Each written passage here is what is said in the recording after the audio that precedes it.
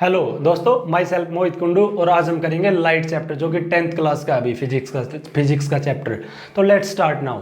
सबसे पहले देखिए लाइट की डेफिनेशन लिख रखी है आपके सामने। लाइट होती क्या है एक्चुअली? ये क्या है आपकी form of energy which travels in a straight line with speed of 3 × 10⁸ metre per second and help अस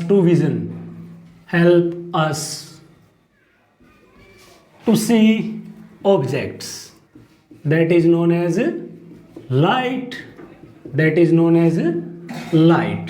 अब देखिए भाई, इस चैप्टर के अंदर आपको लाइट के दो फिनोमिना पढ़ने हैं। वो क्या क्या है आपके एक्चुअली? तो देखिए फिनोमिना लाइट का, एक तो आपको पढ़ना है रिफ्लेक्शन। क्या पढ़ोगे? रिफ्लेक्शन, जिसको हिंदी में आप क्या बोलते हो भाई? परावर्तन। और दूसरा क्या पढ़ना है आपको? रिफ्रैक्शन। अब इनकी डेफिनेशन क्या होगी? जो रिफ्लेक्शन है आपका, वो हमेशा ही एक पॉलिश सरफेस के ऊपर होगा। रिफ्लेक्शन कहाँ होगा? एक पॉलिश सरफेस, जनरली जो कि आप मिरर पढ़ते हो। Is that clear? तो रिफ्लेक्शन की डेफिनेशन देखते हैं। सबसे पहले हम क्या होगी भाई? Bouncing back of a light in a same medium when it strikes with polished surface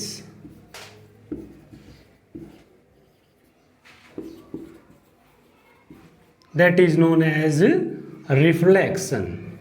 भाई कोई भी पॉलिश्ड सतह होगी, उससे जब भी आपकी लाइट टकराएगी, टकराने के बाद उसी मीडियम के अंदर वापस मुड़ जाती है, तो उसको आप क्या बोलोगे? रिफ्लेक्शन। फॉर एग्जांपल देखिए, यहाँ पर अगर लाइट रेज गिर रही है और गिरने के बाद इसी मीडियम के अंदर वापस आ रही है, तो उसको आप क्या बोलोगे? रिफ्लेक्शन। और रिफ्रैक्शन क्या होता है? Changing in the path of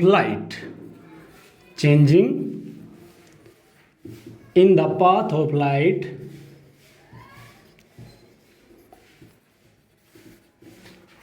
when it goes from one medium to another,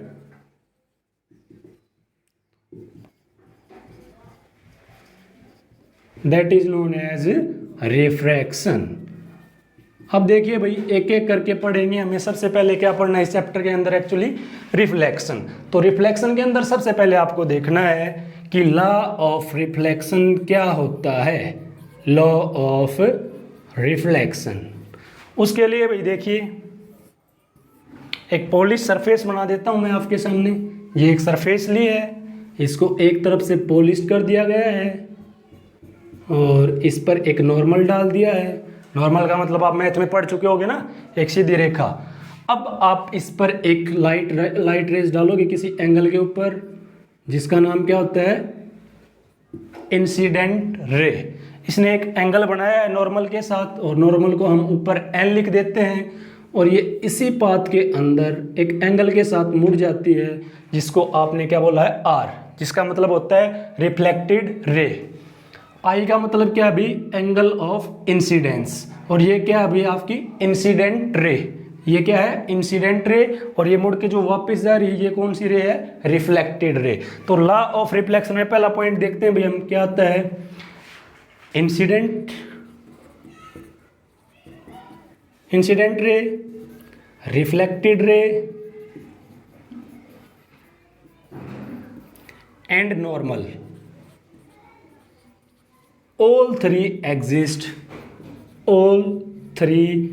exist in a same medium।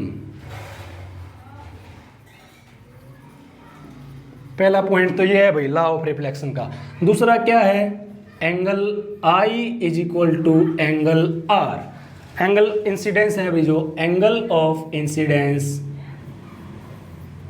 वो किसके बराबर होगा? Angle of reflection. Angle of incidence is equal to angle of reflection. अब एक बात और आती है भाई इसके अंदर आपकी, अगर कोई लाइट रेज किसी भी पॉलिश सरफेस के ऊपर बिल्कुल परपेंडिकुलरली डालोगे आप, तो वो उसी पाथ से वापस चली जाती है, जिसको आप नॉर्मल रे बोलते हो। और थर्ड पॉइंट क्या है, इफ अ इंसिडेंट लाइट रे, इफ अ इंसिडेंट लाइट रे falls perpendicularly, falls perpendicularly on a polished surface, on a polished surface, it will follow same path, it will follow same path, उसी path से वापस चली जाएगी जिसको आपने normal रे बोला है। तो स्टूडेंट्स आपको समझ आया law of reflection, is that clear? आप लोग इसका स्क्रीनशॉट ले सकते हैं। A few moments later. तो अब आगे हम करते हैं, देखिए लॉ ऑफ रिफ्लेक्शन आपने कर लिया है। लॉ ऑफ रिफ्लेक्शन होता कहाँ है एक्चुअली? जो रिफ्लेक्शन एक पॉलिश सरफेस के ऊपर, जिसको आप क्या बोलते हो, मिरर। तो अब हम करेंगे मिरर। क्या होता है मिरर, कितने टाइप का होता है, वो चीज़ देखेंगे। तो देखिए स्टूडेंट्स, मिरर की डेफिनेशन क्या होगी? आज तक आप देखते आए हो भाई मिरर, मिरर कई दफ़ा आपने सुना होगा भाई क्या होता है मिरर। तो मिरर एक्चुअली आपका क्या है भाई, एक ग्लास का पार्ट होता है। ये क्या है भाई? Part of glass which is polished, which is polished from one side, and another side act as reflecting surface, act as reflecting surface, that is known as a mirror, that is known as a mirror। अब समझ आया भाई? Mirror क्या होता है? एक glass का part होता है जो कि जिसकी एक साइड क्या होती है पॉलिश्ड और दूसरी से क्या करवाती है, रिफ्लेक्शन। अब मिरर के टाइप पढ़ोगे आप भाई, मिरर ये देखोगे कितनी तरह का होता है। तो देखिए on the basis of reflecting surface it is two type, एक तो आपका होता है प्लेन मिरर और दूसरा होता है आपका स्पेरिकल मिरर। एक होता है प्लेन मिरर और दूसरा कौन सा होता है, स्पेरिकल मिरर भाई, स्पेरिकल मिरर। प्लेन मिरर में क्या है भाई, एक डायरेक्ट आपने एक सीधा बिल्कुल एक क्या लिया है ग्लास और उसको एक साइड से आपने क्या कर दिया है पॉलिश्ड, तो इसका क्या नाम रख दिया है प्लेन मिरर। और दूसरा क्या है स्पेरिकल मिरर भाई, एक स्फीयर, कोई भी एक स्पेरिकल ग्लास था जिसको आप कट करके जिसकी एक साइड को पॉलिश कर देते हो और वो मिरर का काम करता है, तो वो क्या हो जाएगा आपका स्पेरिकल मिरर। जो स्पेरिकल मिरर है भाई वो दो तरह का हो सकता है, एक कनकेव और दूसरा कौन सा, कन्वेक्स मिरर। अब आपने देखो जो हिस्सा कट करके इसका बाहर निकाला ना, एक्चुअली अगर आपने ये हिस्सा कट करके निकाल लिया है और इसकी जो बाहर वाली सरफेस है इसको आपने पॉलिश कर दिया गया है और अंदर वाली सरफेस किस चीज़ का काम करेगी, रिफ्लेक्टिंग सरफेस का, तो ये हो जाएगा कनकेव मिरर। नाम से ही पता चल रहा है, केव मीन गुफा, जो गुफा है भाई ये अंदर चली गई लाइट और वहां से रिफ्लेक्ट करके वापस आती है। दूसरा हिस्सा कौन सा होगा, अब ये हिस्सा था भाई, इसका जो अंदर वाला हिस्सा है वो आपने पॉलिश कर देना है भाई। फिर क्या होगा, जो बाहर वाला हिस्सा है इसका वो एज अ रिफ्लेक्टिंग सरफेस काम करेगा, तो इसको कौन सा मिरर बोलोगे आप, कन्वेक्स मिरर। अब एक्चुअली जो आपको पढ़ना है सिलेबस में क्या है भाई कि प्लेन मिरर की क्या क्या प्रॉपर्टीज होती हैं, क्या क्या खासियत होती है। तो देखिए भाई इसका फर्स्ट पॉइंट देखते हैं हम। प्लेन मिरर के अंदर अगर आपने कोई भी ऑब्जेक्ट रख देना है भाई इसके सामने, मान लो 5 मीटर डिस्टेंस पे आपने कोई ऑब्जेक्ट रख देना है भाई, आप यहाँ पर खड़े हो, मान लो भी XYZ कोई भी यहाँ पर खड़ा है और उसकी हाइट कितनी है भाई, हम मान लेते हैं तकरीबन 6 फीट। 5 मीटर की डिस्टेंस पर कोई आदमी खड़ा है और उसकी हाइट कितनी है 6 फीट, तो उसकी इमेज कहाँ बनेगी, कैसी बनेगी भाई वो देखना है। उसकी इमेज 5 मीटर दूरी पे ही बनेगी, प्लेन मिरर से 5 मीटर डिस्टेंस पर ही बनेगी और उसकी जो इमेज होगी उसकी हाइट भी कितनी हो जाएगी भाई, 6 फीट का ही लंबा होगा। वो कितना होगा, 6 फीट लंबा ही होगा। तो आप क्या बता सकते हो, distance of object from plane mirror and distance of image from plane mirror are equi distance. ये क्या भाई, दोनों ही equi distance from plane mirror. 5 metre ये था, 5 मीटर ये था। ये टॉपिक थोड़ा इंपॉर्टेंट है क्योंकि यहाँ पर कई न्यूमेरिकल बन जाते हैं भी, आपके बोर्ड्स के अंदर भी पूछ लिए जाते हैं, तो थोड़ा ध्यान दोगे। कई दफ़ा ऐसे क्वेश्चन पूछ लेता है कि ऑब्जेक्ट से इमेज की डिस्टेंस कितनी होगी भाई इस केस में, तो देखो कई दफ़ा ना बच्चे रट लेते हैं, वो बताएंगे 5 मीटर। एक्चुअली यहाँ से पता नहीं है, वो टोटल डिस्टेंस ऑब्जेक्ट से कितनी हो जाएगी, 10 मीटर। Is that clear? ये थोड़ा इंपॉर्टेंट है। अगर कोई इंसान 6 फीट लंबा है तो उसकी इमेज भी कितनी लंबी बननी है भाई? इसके अंदर 6 फीट लंबी बनेगी। Is that clear? दूसरा पॉइंट इक्वी डिस्टेंस होते हैं। तीसरा पॉइंट और होता है भाई इसके अंदर, ये 2 पॉइंट तो इसके अंदर कवर हो गए एक साथ। हाइट, एक तो क्या आपका हाइट ऑफ इमेज, और दूसरा होता है डिस्टेंस। ये 2 कवर कर चुके हो आप। थर्ड पॉइंट होता है प्लेन मिरर जो होते हैं वो लेटरल इन्वर्जन शो करते हैं। लेटरल इन्वर्जन कैसे समझोगे इस टर्म को, लेटरल इन्वर्जन को? जैसे मान लो भाई ये मेरे सामने मिरर है और इसमें मैंने क्या किया, अगर मैं अपना लेफ्ट हैंड रेज कर रहा हूं तो मिरर के अंदर मेरे को मेरा राइट हैंड रेज हुआ दिखाई देगा। लेफ्ट उठाओगे राइट दिखाई देगा, राइट उठाओगे लेफ्ट दिखाई देगा। तो वो क्या हो जाएगा आपका lateral inversion. Is that clear? Lateral inversion पता चला? ये 3 प्रॉपर्टीज होती हैं प्लेन मिरर की।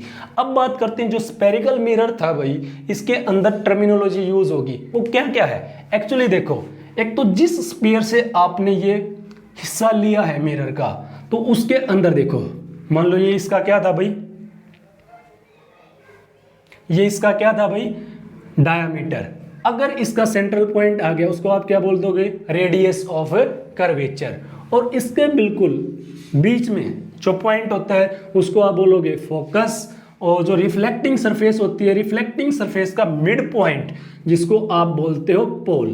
तो ये पॉइंट आप समझोगे भाई। सबसे पहले बात आती है पोल। पोल क्या होता है भाई? रिफ्लेक्टिंग सरफेस का central point. Central point of reflection surface, central point of reflecting surface in spherical mirror, in spherical mirror. दूसरा क्या है भाई? अब आया है फोकस, या जिसको आप प्रिंसिपल फोकस भी बोल सकते हो भाई। फोकस वो पॉइंट है जहां से light rays after reflection they will pass through the focus, या बोल सकते हो आप principal focus. After reflection light raise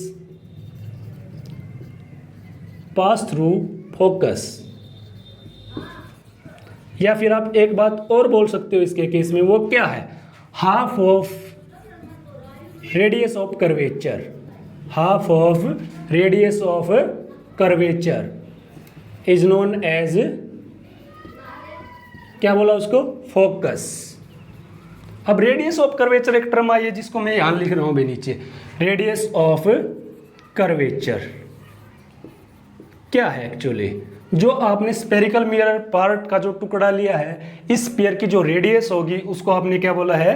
radius of curvature. आप यूं भी बोल सकते हो ये किसके बराबर होगा? 2f के इज इक्वल, या फिर f इज इक्वल टू क्या होता है? r/2।